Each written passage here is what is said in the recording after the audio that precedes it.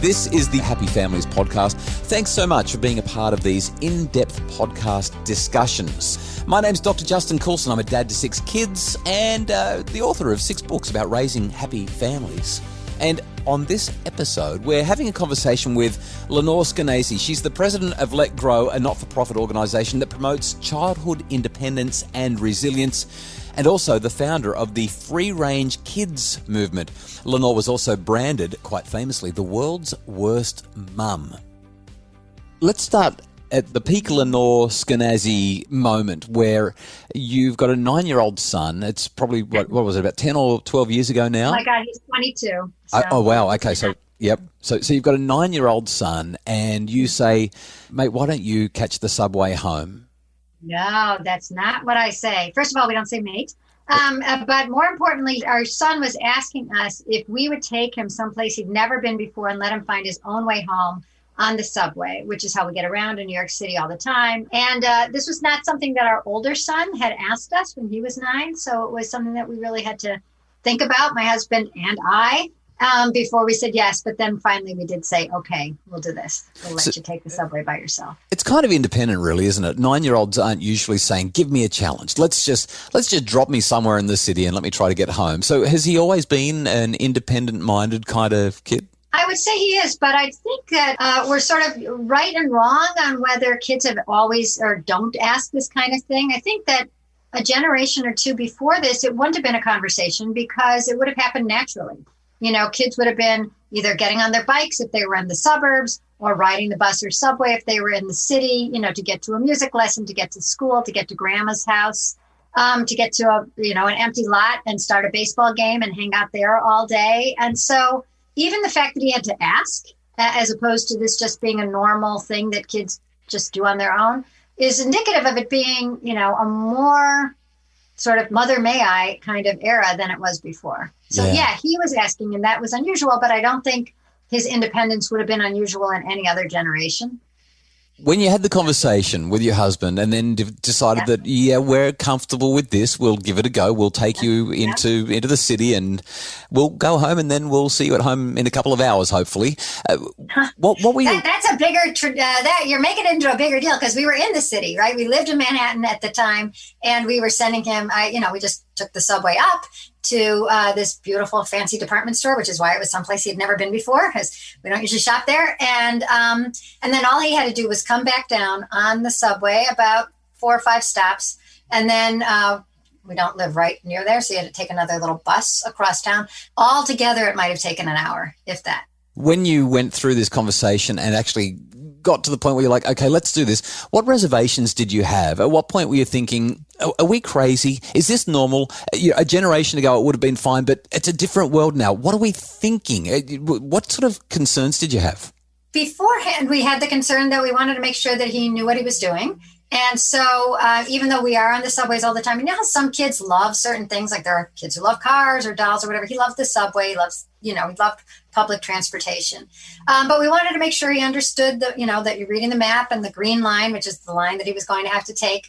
That's the 4, 5, and 6 train for anybody who's been to New York City, that was the train you would have to take. And, this is the stop you get off on. And then, of course, we're always on that extremely slow bus. So he knew that he would have to wait for the bus at the bus stop.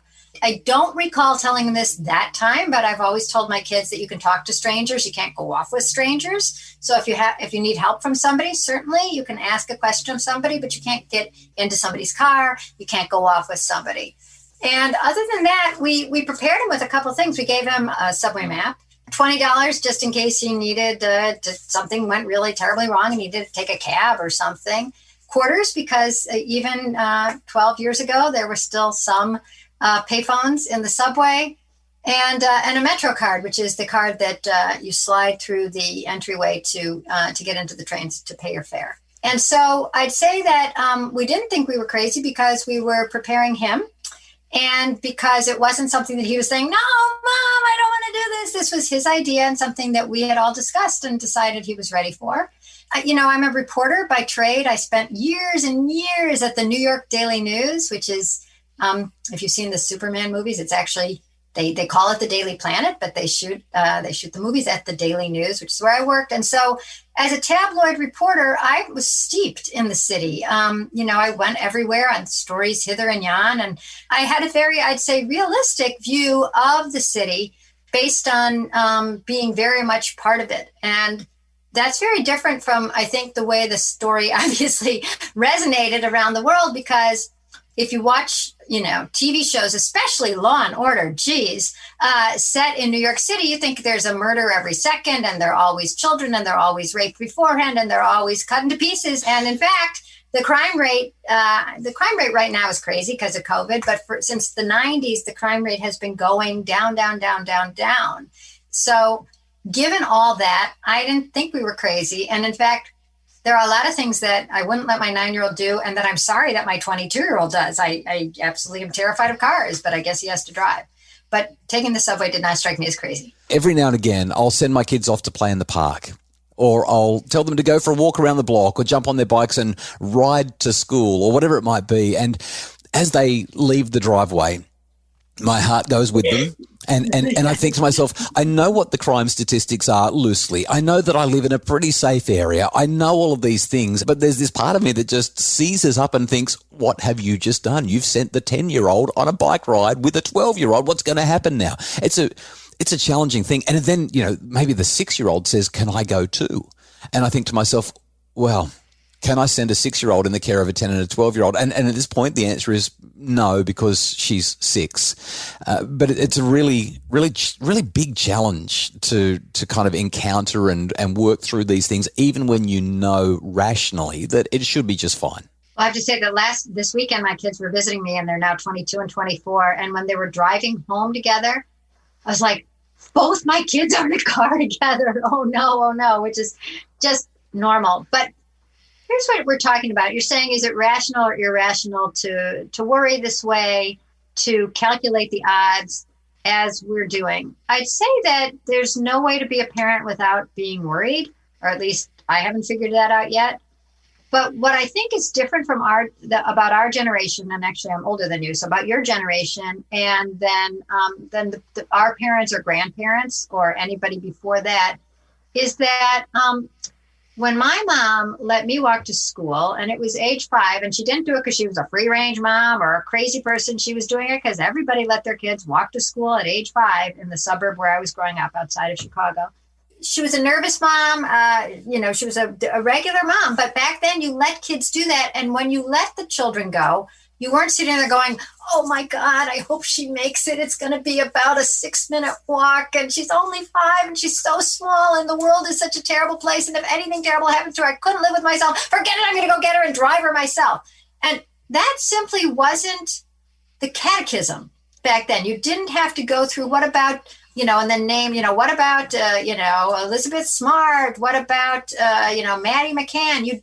You weren't thinking that a normal mom, a normal good mom, should be thinking about the murder of their child every time the child was out of their sight, or the death on the bike, on the walk, so that is new. And it feels normal because it is normal to worry, but I feel like these new extravagant worries are superimposed on us by a culture that I've seen up close, in part because of the question that was asked of me. I let my son ride the subway. Okay, most interviewers at the very beginning, and I'd say the very beginning for the first 4 years, I would say, were saying, okay, he had a good time. You're proud. He's elated. He feels grown up. Great. That's all great. But what if he hadn't come home? Framing it in the negative, I never had a good answer. How would I have felt? Funny you should ask. I'd feel great because I don't have to feed another kid. I mean, there was like no normal answer that you could give to that question other than, this is how I'd feel. And in a way, this is what they were trying to make me feel. They were trying to take a positive story and turn it back into the story that television loves, which is he never came home. So the fact that he did come home, okay, let's ignore that and think about how terrible a mom she would have been if that had happened. And why wasn't she thinking that way? You're always supposed to be thinking in this extremely dark, dystopian way about your kid if they're beyond your sight. And that's what's new.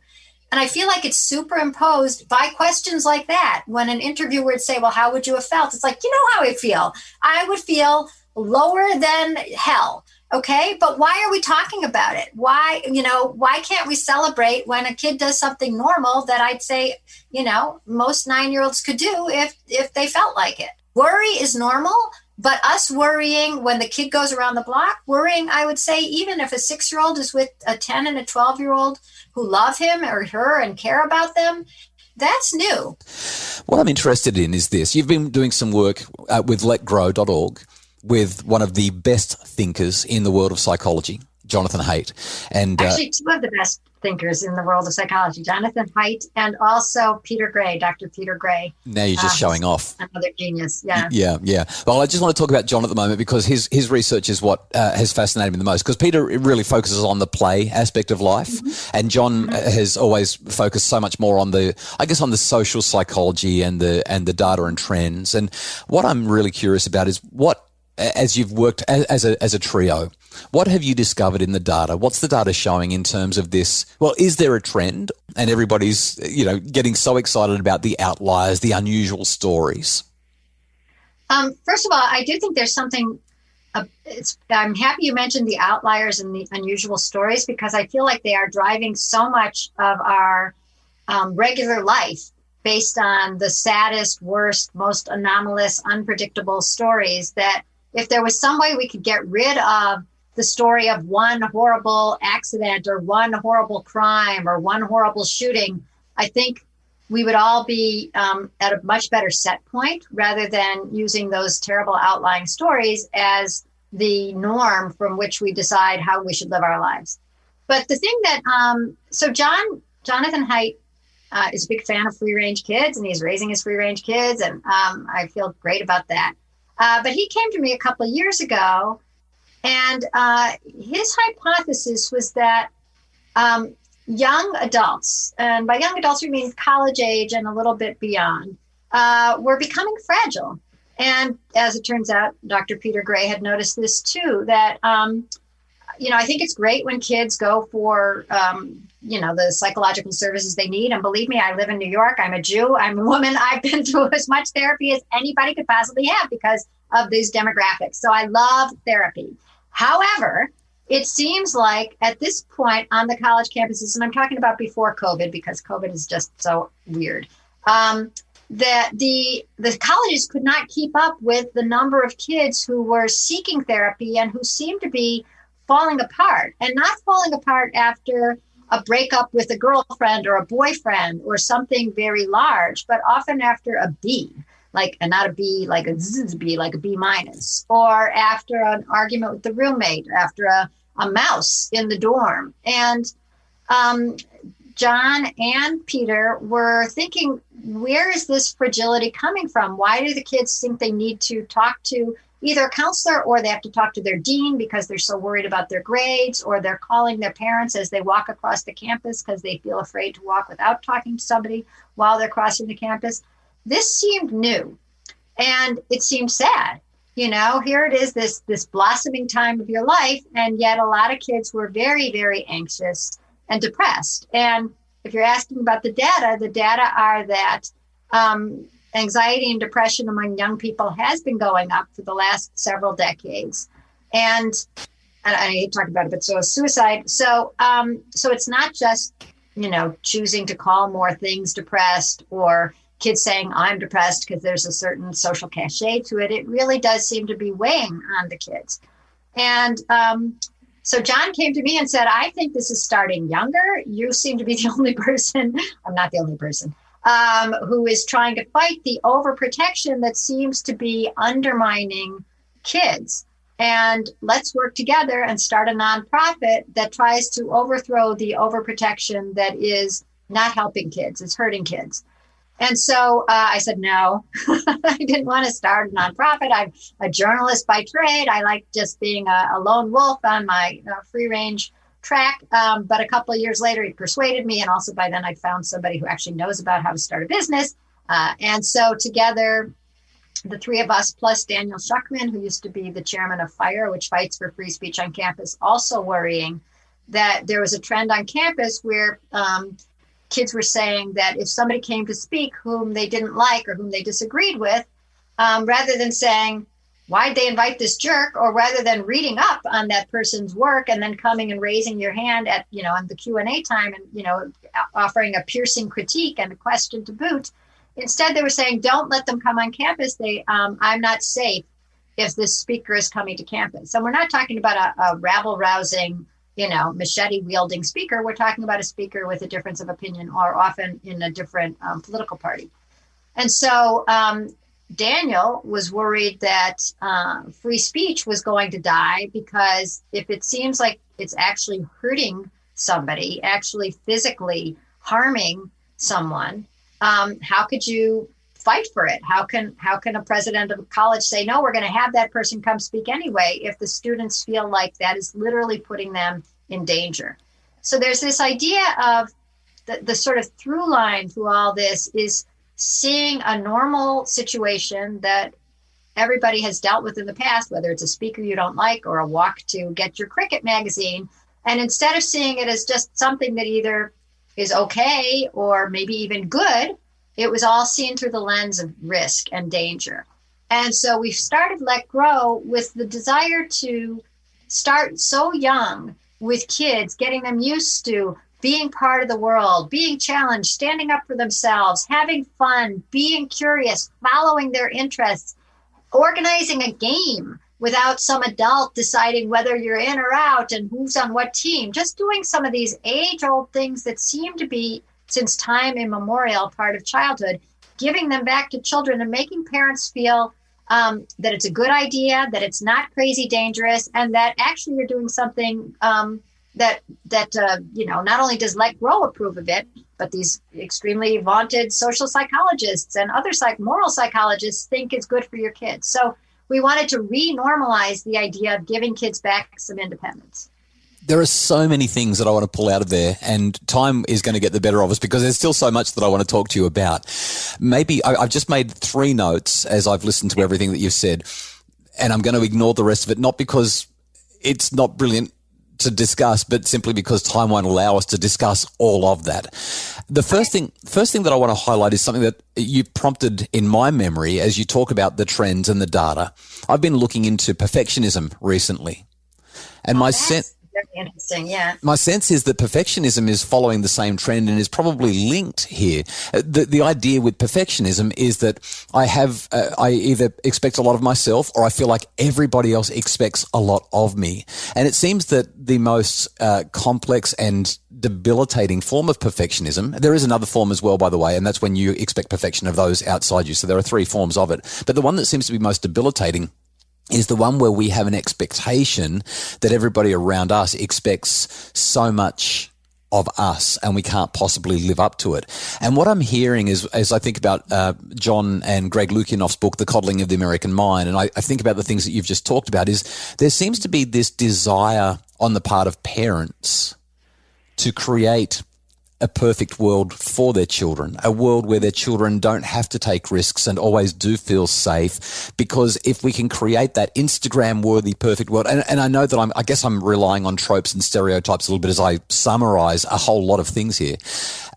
Parents feel like they can control everything to give their kids the best outcomes. And aligned with that, the data doesn't just show the points that you've made around safetyism, I guess, but the data also shows that what we would call autonomy supportive parenting, that is parenting along the lines of what you've described with your son when he caught that subway train as a 9-year-old. That is, you sit down and you put the scaffolding in, you do the pre-work, you make sure that they're going to be okay and say, all right, it's your life, off you go. I'm with you. Right. So, that's on the decline. Now, I just have to jump in. There's so much to say. First of all, you can never say you're going to be fine, because that is the idea of control. I mean, the illusion that we can control for every variable, I think it leads to bureaucracy. Great pickup. Yes. And I think it leads to extreme nervousness on the part of parents, because there's no acknowledgement that, like, we can't control everything. We aren't God. We think we are. We have the phones. We can track them. We can see who they texted. We can, there's cameras everywhere. But in fact, we're not in complete control. And, if you think you are, you will never be able to let go at all, because you will think if anything bad happens, there will be no grace. So it's There will really be no, it's right? more about not saying you'll be fine. It's more about saying, I feel like we've done everything we can to help you to have a good experience. I hope you'll be fine, but if you won't, we'll do what we need to, or you'll do what you need to make it fine eventually. Well, first of all, part of it is, yes, trusting that your kid can roll with some punches. Yeah. I mean, part of it is that we're told that the kids are fragile, so we treat them as fragile, and it becomes this sort of princess and the pea, exercise where we keep making things safer and better until they expect too much more. But back to perfectionism, you're mentioning it makes me want to actually research it more, because I think it is like a third almost disability that we are imposing upon kids. And I say this because there's this one 7th grade teacher I just love who did the Let Grow project, which is sending kids home with the homework assignment. You must do something on your own without your parents that you haven't done before. Walk the dog, make dinner, run an errand, babysit, whatever. She was talking about one of the reasons she decided to do the project with her class is that she'd never seen a group of kids, and this was a year ago, as nervous as the 7th grader she had. And one of the sort of ways she explained to me what was going on is she'll say, I'll say, okay, take out your paper and, put your name on it. We're going to have a quiz. And they would be like, do we put our name in the right-hand side or the left-hand side? And it's like, the left-hand side. Yeah, pen or pencil. Yeah. Or just the last name. Do you need the date on it? And to me, that bespeaks perfectionism or a fear. And fear is at the bottom of it. It's like, if I do one thing wrong, if I get a bad grade, if I disappoint the teacher, if I look stupid, the thing that she kept saying, that the kids kept saying to her, is I don't want to get out of my comfort zone. And the comfort zone is extremely narrow, to the point where she said that one kid came to her class. It was actually an extra class at lunchtime, a little late. Kid didn't have time to get her lunch. So the teacher said, okay, just go get your lunch. And, when you come back, you'll just jump right in. And the kid said, by myself. And so that struck me as like, you've developed so little self-confidence that you don't think you can handle anything, whether it's, what if you put your name on the paper wrong? What if you're walking by yourself to the cafeteria and it's scary or lonely? This is your school. You're a 7th grader. You're 13 years old. In some countries you'd be dragooned into the army by then, which I also think is a bad idea. But to raise these kids. And so then she had them write down what they would like to do for their, what was their thing that they were hesitant to do, but they wanted to do for their Let Grow project. And the answers were, I want to walk my dog, but what if he gets off the leash? I want to go and run an errand, but the store is filled with strangers. I want to use a knife, but I'm afraid of cutting off my fingers. So everything was so terrifying to them. The simplest things, and parents have kept them from walking to school because it might be dangerous, and don't use the knife, you might hurt yourself, and I'll run the errand with you. You don't know this, you don't know where the stuff is in the store. You've never made change for yourself. You don't know how to talk to the cashier. Well, of course they don't know how to do any things if you've done them for them the whole time, and you've created the very ineptitude that you're worried about them having. And in the absence of doing anything on your own and succeeding, in the absence of taking that long walk and getting the Cricket magazine because you saved for it, you walked to it, it was too far, and you did it anyway, without that Jenga piece, kids are falling apart. And all I'm saying is, let's remember that there's no such thing as, I want a zero risk childhood for my kid. It's like, when you're taking away all that risk, you're raising the risk of depression, anxiety, perfectionism, despair, because all you've raised is a person who looks like a person, but there's nothing inside. It hasn't been knitted together by life. You have to take a step back for your kids to step up. That's it. I love your passion.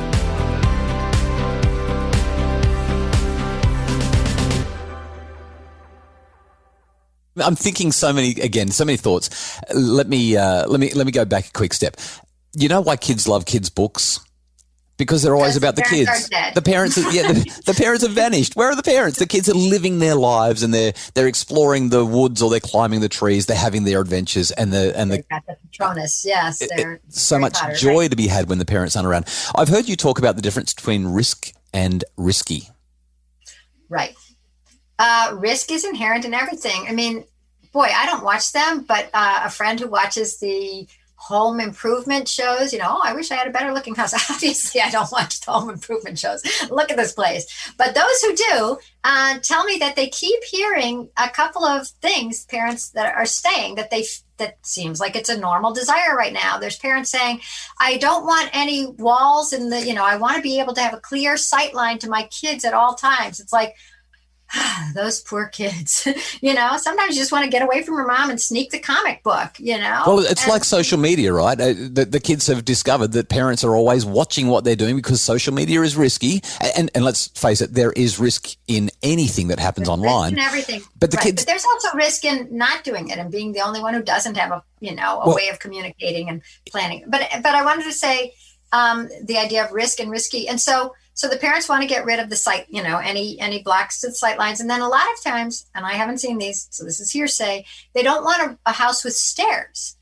And what's interesting about that is that, of course, they're afraid of their kids falling down the stairs. How do you learn not to fall down the stairs? You gotta climb some stairs. Stairs are not like a weird part of life that you could avoid, like oysters, or escargot or something. It's like, why I'm only thinking about shelled fish. I don't know, but the point is that stairs, like the actual contours of the earth, are sort of like stairs. There are hills, there are mountains, there are valleys, there are streams, there are rocks, there are trees. The idea that you should have a completely flat, no stairs, no blockades between you and the child ever is like setting a prison. I mean, you're trying to create a panopticon where you see the child all the time, you can be in control all the time, and parents are unashamedly asking for that on these home improvement shows, which I feel is why we feel so scared as parents. If this is the norm to the point where it's like houses are being built to accommodate these parents, then you start feeling like it is normal to worry about your kid walking up and down the stairs, walking out the door, ever riding a bike, doing anything on their own. And that just keeps reinforcing the idea that you should be always seeing, all knowing, and hovering, which then leads to you doing that and leads to the things you were talking about before, the depression, the anxiety. So there's no risk, because if you're taking out the risk of climbing the stairs, you're instilling the risk of like stairs, which you don't want either. There's a difference, though, between accepting that there is risk inherent in life and actively pursuing risky things. Yeah, risky things, yuck, frankly. I'm just as, I believe in, look, put on your seatbelt. Seatbelt does not change your experience at all, right? You're still in the car, going where you're going, getting there at the exact same time. Put on a helmet. You still get to ride your bike. Put on a mouth guard. You'll keep all your teeth while you're playing soccer, rugby, football, whatever. But those are risks that can be mitigated. And I'd say that certainly in the case of a car, they're real risks. The number one way kids die is as car passengers. But to rewrite using a sharp knife as a risk, because there is a teeny tiny risk, not even a teeny tiny risk, there's a somewhat risk that you might nick yourself. But I keep wanting to do a video, and nobody wants to do this with me, where it shows like, you're worried about your kid chopping off their finger. Let's see how much it takes. And I'm not willing to do this video, but I think it would take a lot of chopping, with a serrated knife that you're using for your cucumbers to actually chop off that finger. And so to call that risky when it's simply a risk, and in the meantime, your kids are getting adept at making a meal, being confident, being trusted, being part of the economy of the house as opposed to just the king, I think that you can't say that that's only a risk. There's a risk in not letting your kid use a knife. In a recent podcast, and by the way, so Let Grow you've got a brand new podcast that you've been doing, and I'm already caught up on it. The name of the podcast is? Supervision Not Required. Love this. And in one of your more recent episodes, you said, and I quote, "Fear doesn't prevent death, but life." Yeah, it prevents life. Yeah, and I wish I could take credit for it, but it's probably from a fortune cookie or something. I heard it elsewhere, but it's so true. Sometimes it feels like worrying is a substitute for doing or for anything else. It's like, oh, I'm doing something great, I'm worried. And believe me, I'm a worrier, so I know that that's a major time suck and also a joy suck. But worrying doesn't change things. Yeah, if you're gonna worry about your kids, and you are, teach them the things that we've just been talking about. Teach them to cross the street safely. Teach them that they can talk to strangers. They can't go off with strangers. Teach them never to get into anybody's car. Teach them to look both ways. Actually, 3 times when you're at the corner. You're supposed to look left, right, left again. I don't remember why, but I learned it in kindergarten, and then I just read it again recently, so it must be true. Teach them the things that parents have always taught their kids about life. But until recently, it wasn't that we assumed that we were going to be with them every second. And in the way they don't even have to learn anything because we're always going to be with them or watching them. And that's it. Assume that it's safer for your kids to gain some independence and to have some, not horrible experiences, but a couple of, things that were thwarted, some disappointments, some frustration. My kid got a trophy for 8th place in bowling out of 9 leagues. I'm insulted on his behalf. Are you thinking that he can't tell that, he's second to last out of 9 teams? I mean, he can handle the frustration. And if he wants to get good at bowling, well, now he knows he's got a long way to go. So he can either practice or accept the fact. But the idea of pretending like there should be no frustration ever and you still got a trophy, that's an insult to the human spirit. I have a couple of questions before I get to my final 5 that we whiz through very quickly to learn a bit more about. Oh, God, I know you sent me the final 5 before, and I don't know the answer, so we'll probably actually have to creep through them very slowly as I second guess myself. But go on. We'll see how we go. So a couple of quick ones just to try to, I guess, distill and break down into really simple steps what we're dealing with when it comes to this idea of letting our kids grow. Letgrow.org, of free-range parenting our kids. In that podcast that just made me laugh out loud, you used the line, we want to give our kids freedom.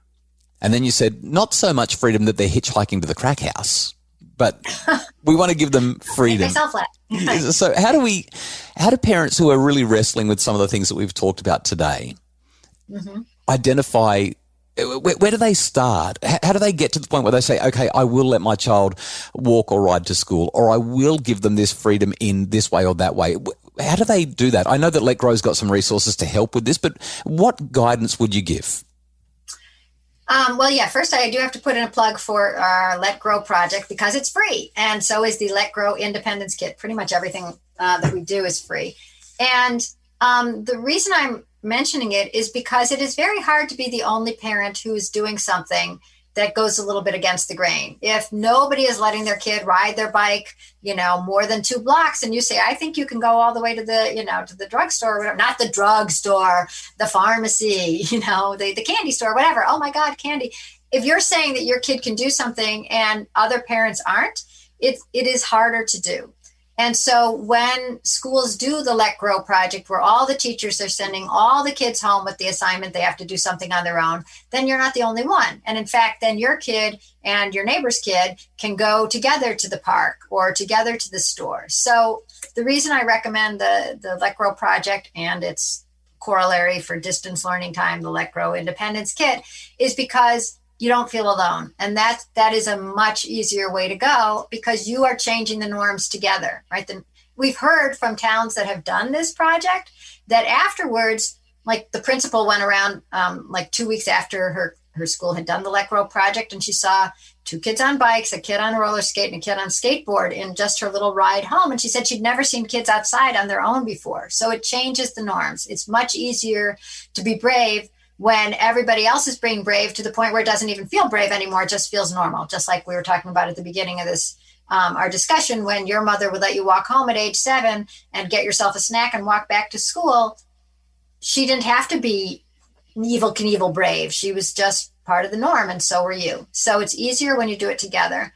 But I would say this, if you want to do it with a friend. You don't have to do it with the entire school. Send your kids to do something together without you. And the thing that is so reinforcing and makes it so easy is the first time you do it. Because the first time you do it and your kid comes home and they walk through the door and they've taken the subway or they got you the milk. There's that great commercial that you guys have, I think either New Zealand or Australia, about the kid who goes and gets the milk for the first time. Or when they've done anything on their own and they come in and they're so proud, you will be out of your mind with pride and giddy. And that's reinforcing to yourself, this just delicious feeling of seeing your kid blossoming really helps you take the next step. Really, the first time is hard. And after that, it just keeps getting better because it feels normal and you're proud. So we're obviously a quick reminder, this needs to be developmentally appropriate. We're not suggesting that we let the 2-year-old go and collect the milk on their own, or even the 4-year-old. They need to be big enough to handle themselves in a reasonable fashion, but we can just ease off on the pressure. Wait, actually, I'm sorry. I should have jumped in 1 second and said, do the things that we were talking about before too. If you're sending your kid off, you'll feel better if you teach them how to cross the street and you walk across with a couple times and then you say, when would you go? And you say, yes, that's right. And then you let them do it. Once you see that your kids are not, they're not kittens, they're humans, and they will get some information into them and absorb it, that will give you a lot more calm too. Yeah, the practice runs and the appropriate scaffolding are necessary so that you can see that your child does have the developmental capacity to pull this off on their own. Last question for you before we dive into these 5. How can we promote free-range parenting? Well, this independence kit that I'm recommending, the Let Grow Independence Kit, is the same thing. I mean, there's certainly a lot of things that they can still do by themselves. They can go outside. They can be making dinner for you. They can be in charge of their own homework. They can be finding new interests. You can give them freedom sometimes to play video games and, not worry so much about that. You just imagine that. Imagine that. The thing is that when they're home and when you're home, there's just too many hours in the day to entertain or educate them yourself the whole time. So I'd say, we just did a giant survey of 1,600 kids and 1,600 adults in the States here. And we asked the kids, what are you learning anything new just for fun, not for school, just on your own? And the answers were just outrageously charming. I'm learning about fuses. I'm braiding hair. I'm studying gangsters. I learned that my sister has a boyfriend. There were just all these interesting things that once they were bored, you don't have to cure their boredom all the time because they will migrate to something that interests them. And when they do, that's education. If they're studying everything about cars or everything about worms, reading up on it, watching videos, maybe doing a podcast or whatever, fake thing on it, that's education. So everybody who's worried about their kids filling their time and everybody who's worried about are their kids getting enough education, when they find something that turns them on and they pursue it, that's focus, that's research, that's frustration tolerance, because you got to learn how to do it better and better and better. And that's education. So don't be so concerned about the schooling maybe going down a little bit. Yeah, so good. Okay, thank you. So 5 questions to wrap up. Every single person on this podcast gets the 5 questions. And the first one... there's technical difficulties. Oh, no. Rapid fire, really easy. If we asked your 2 boys, now aged 22 and 24, what their favourite thing to do with you is, what would they say? Lick the bowl. I make a lot of brownies. They still fight over who gets the ball when they're around. The brownies and the beater. I have the same issue when I go back to mum and dad's as well. What's been your trickiest parenting moment? Every parenting moment. Can I just go with that? Everything about the car. We discussed this before. Do you have to drive in the rain? I literally didn't want my son, the 22-year-old, to drive back up to college in the rain. I was overruled, and I'm really glad I was overruled by husband and son saying, are you kidding? Aren't you the free-range mom? That always works. I love that you struggle with it just like anyone else with your issues. Everyone's got their triggers, and for you, that's the thing. And I just love the fact that you're actually struggling with it. Question number 3. If you could spend an hour with your boys at any age at all, let's say, tomorrow afternoon, they wander into the living room, it's 3:00, and they're at that magical age that you're envisioning right now, what age would you pick and why would you pick that age? Okay. I'm going to say I'm going to pick like this weekend because when they were visiting us, the both of them together, which I really see, especially during COVID. And I'm saying that in part because I think nostalgia is my bête noire. And if I start wallowing in, I can't even look, this is like me being crazy. I hate looking at pictures of when they were like 6 and 8. It just makes me so sad because I will never see that moment again. And I don't think I'm the only one. I would like to hear from your listeners, viewers, or whatever. I think there's something too painful about nostalgia. So I'm just going to say, I wish it was yesterday. We took a funny picture in front of, we bought a lousy new car. I mean, it runs, but it's really ugly. And we took a picture in front of the car. Okay, interesting. Well, even if you could be really happy right now and say that this is what you want to focus on, what are you looking forward to as a mum? You should realize, like, the crazy person you're talking to. Am I looking forward to anything? I look forward to, like, one of the sons is coming back to visit us again on Wednesday. You know, I really, people think that I'm this daredevil and this non-worrier. If I imagine them getting married, I shut myself down and say, don't jinx it. So I'm just looking forward to, let's say Wednesday. Tonight is Sunday, for the record. I'm looking forward to Wednesday. Okay. That far. Okay. Oh, wait, tonight's Monday. I'm looking forward to 2 days from now. Yeah, sure. Well, you never know what might happen. They say that we teach the most what we need to learn, or we teach best what we most need to learn. Oh, that's so funny. Oh, that's so interesting. I always heard we hate most in others what we hate most in ourselves. It's like, why is she so brave? Anyway. Yeah, interesting. Okay, last question for you.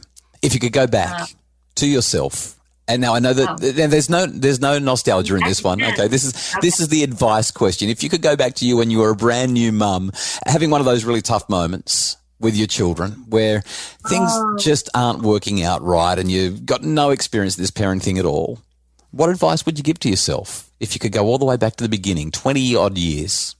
Yeah. I think it would be about perspective. And actually, this is one that I'm stealing from Wendy Mogul, who wrote The Blessing of the Skinned Knee. And she said, it's normal to think that other kids are better than yours because you don't see them all the time. And if you look at anything close up, you will see the flaws. And so to not envy my friends when they were having a perfect day with their kids or what looked like a perfect day. And I was like, galumphing along and they were crying and hitting each other. It's just good to remember that nobody really has the perfect kid or the perfect answer. And that's reassuring to this day. Yeah, I think that'll bring a lot of peace to a lot of parents listening to that. Lenore, this has been such a delightful conversation. I've learned lots. I've enjoyed your energy and your passion for free ranging. If people want to learn more about you, whether they want to grab your books or they want to get hold of the resources you've talked about, what's the best way for them to do that? What would you like people to know more than anything right now so that they could get more info? So first of all, come to letgrow.org. Oh my God, we have so many articles, we have printables, we have videos. If you want to talk to your fellow parents who are sort of working their way through this, we're on Facebook at both Let Grow, easy enough, letgrow.org, I guess. Or we also have a page called No More Helicopter Parenting. And believe me, I don't blame helicopter parents because, as you heard, I'm part helicopter. And so it was just for SEO purposes to make it easy to find with search engines. But at No More Helicopter Parenting, it's just parents asking each other questions. I can't get my kid off the couch. I'm worried about, something terrible happening, can you reassure me? It's just a conversation. And then my book is Free Range Kids, but I just got a contract that I signed last week, which means I better start writing it to update it. So I'm adding a chapter on anxiety and a chapter on technology. People are very concerned about that. And then one for schools, for school teachers and administrators. Well, what a great conversation, diving into the early years of the free-range kids movement with Lenore Skenazy. Lenore, I would love it if you would come back and tell us some more about Let Grow, your not-for-profit organisation about promoting childhood independence and resilience, and maybe a bit more about free-range kids as well. The Happy Families podcast is produced by Justin Rulon for Bridge Media. We hope you have a great weekend. More information and more resources, though, to make your family happier, you'll find them at happyfamilies.com.au.